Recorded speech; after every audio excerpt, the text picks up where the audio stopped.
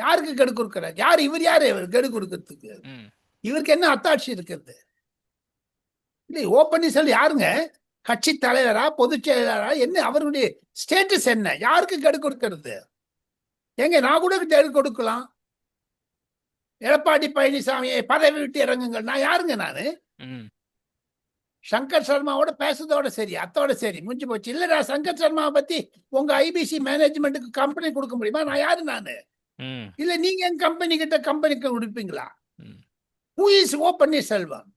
15ஆம் தேதி கொண்டு எங்க செங்கோட்டையும் கெடு கொடுத்தாரு, என்னாச்சு?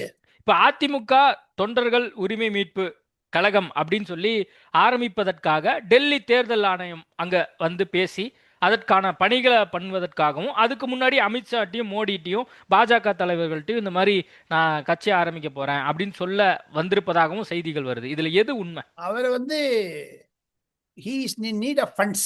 பணம் வேணுங்க, பதவி வேணுங்க. அதிமுகவுக்கும் பாஜகவுக்கும் ஒரே ஒரு மன குடைச்சல் என்னன்னா, ஏன் இவர் போய் ஸ்டாலினை பார்த்தாரு? அதுக்கு விளக்கம் கேட்டிருக்காரு அமித்ஷா. அதுக்கு விளக்கம் சொல்லியிருக்காரு. ஸ்டாலினை ஏன் மீட் பண்ணீங்கன்னு அமித்ஷா வந்து கேட்கிறாரு. கேட்டிருக்காரு. எங்க ஒன்னே ஒண்ணு, நான் ஒரு கம்பெனிக்காக வேலை செய்யறேன், இல்ல ஒரு கட்சிக்காக இருக்கேன். இன்னொரு கட்சிக்காரன் எப்படி பார்க்க முடியும்? இது ராகுல் காந்தி பண்ண குழப்பம் மாதிரி. இப்போ ஸ்டாலினோட பேசிட்டு கரூர் சம்பவம் நடந்த அன்னைக்கு விஜயோட பேசியிருக்காரு. ராகுல் காந்தி ஒரு குழப்பவாதி. அதே மாதிரி ஓ பன்னீர்செல்வம் ஒரு குழப்பவாதியாகத்தானே காண்பிக்கப்படுகிறார்.